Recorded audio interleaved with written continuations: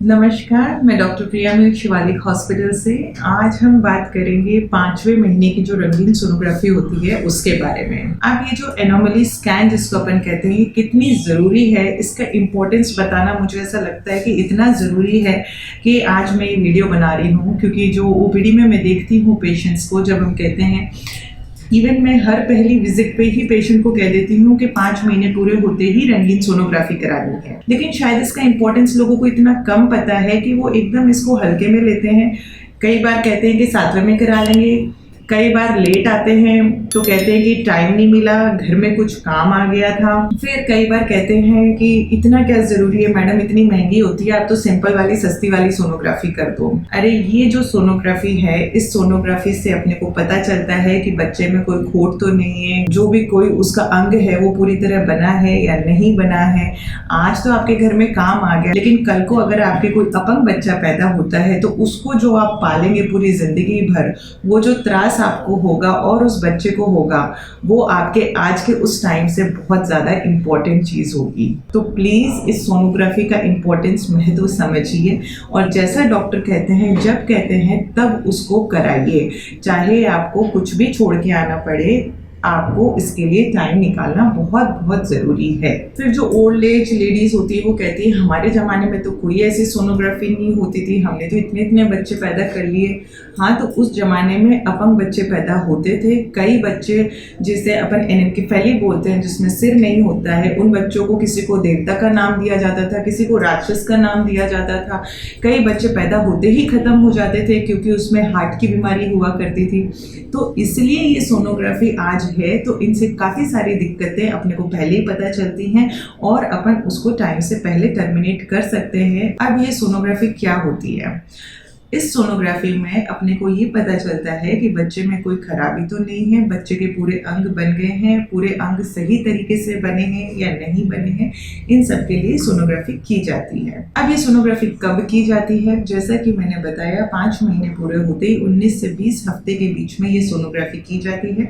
अगर आप लेट आते हैं तो ये सोनोग्राफी होना मुश्किल हो जाती है, क्योंकि बच्चा भी बढ़ जाता है, माँ की चर्बी इतनी होती है कि उसके अंदर से पूरा बच्चा देखना मुश्किल हो जाता है। तो उसी टाइम पे ये सोनोग्राफी कराना बहुत महत्वपूर्ण है। अब इससे क्या पता चलता है? बच्चा पूरा सिर से लेके पांव तक देखा जाता है कि बच्चे को कोई आंख की प्रॉब्लम तो नहीं है, बच्चे का सिर तो पूरा बना है या नहीं बना है, बच्चे के सिर में पानी तो नहीं है, बच्चे के होंठ कटा हुआ तो नहीं है, बच्चे का तलवा कटा हुआ तो नहीं है, कोई रीढ़ की हड्डी की बीमारी तो नहीं है, हार्ट में कोई तकलीफ तो नहीं है, उंगलियां एक्स्ट्रा तो नहीं है। तो ये सब चीज़ें इसमें देखी जाती है। पेट की कोई प्रॉब्लम तो नहीं है, डायफ्रामेटिक हर्निया तो नहीं है, दीवार तो सही बनी है या नहीं, ये सब चीज़ें इस एनोमली स्कैन में देखी जाती है। अब ये सवाल कि क्या सारी प्रॉब्लम्स दिख जाती हैं? 100% चीज़ तो कहीं भी नहीं होती है, हाँ, लेकिन मैक्सिमम चीज़ें इसमें अपने को दिख जाती हैं।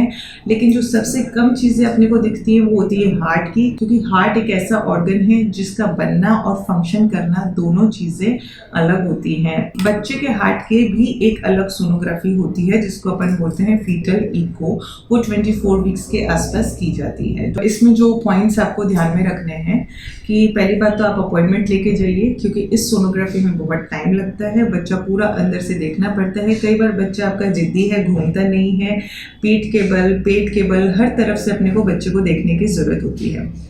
दूसरी बात, पेशेंट्स कहते हैं मैं तो खाना नहीं खा के, इसमें खाने का कोई लेना देना नहीं है, आप आराम से पेट भर के खाना खा के आ सकते हैं। सोनोग्राफी कैसे करते हैं? पेट पे एक हल्की सी जेली लगाई जाती है और उसके ऊपर प्रोब रख के बच्चे को अंदर से देखा जाता है। तो उस जेली में कोई नुकसान नहीं है, पेशेंट को कोई दर्द नहीं होता है। और जो सबसे बड़ा सवाल है कि सोनोग्राफी करने से बच्चे को खतरा तो नहीं है?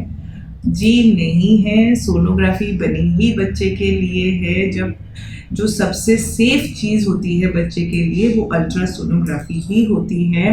एक्सरे, सीटी, एमआरआई, ये सब चीज़ें हम नहीं कर सकते हैं, लेकिन सोनोग्राफी करने से बच्चे को कोई नुकसान नहीं होता है। सिर्फ फ़ायदा है कि अंदर कोई नुकसान तो नहीं है, किडनी वगैरह सही बनी है या नहीं बनी है, ये सब अपने को देखने के लिए ये रंगीन सोनोग्राफी की जाती है। अच्छा, अब अपन ने ये सोनोग्राफी कर ली, अब मान लीजिए इसमें कोई भी प्रॉब्लम आती है, तो जब भी इसमें कोई प्रॉब्लम आती है तो हम आपको सलाह देंगे कि आगे अपने को क्या करना है। अपने को पीडियाट्रिशियन की भी राय लेनी पड़ सकती है, अपने को फीटल मेडिसिन एक्सपर्ट की भी राय लेनी पड़ सकती है, अपने को पीडियाट्रिक सर्जन की भी राय लेनी पड़ सकती है। अब जब राय लेंगे तो अपने को पता चलेगा कि अपने को ये बच्चे का इलाज है या नहीं है। अगर बच्चे का इलाज है तो ऑपरेशन के बाद में या डिलीवरी के बाद में उस बच्चे की लाइफ कैसी होगी, इस पे भी डिपेंड करता है कि अपने को ये प्रेगनेंसी कंटिन्यू करनी है या नहीं करनी है। तो आप सबसे हाथ जोड़ के रिक्वेस्ट है कि ये सोनोग्राफी आपके भले के लिए है, आपके बच्चे के भले के लिए है। जब भी डॉक्टर कहे तो प्लीज़ उसको सीरियसली लीजिए, उसकी बात मानिए और टाइम से जाके अपनी सोनोग्राफी करवाइए। Thank you. Be happy, be safe.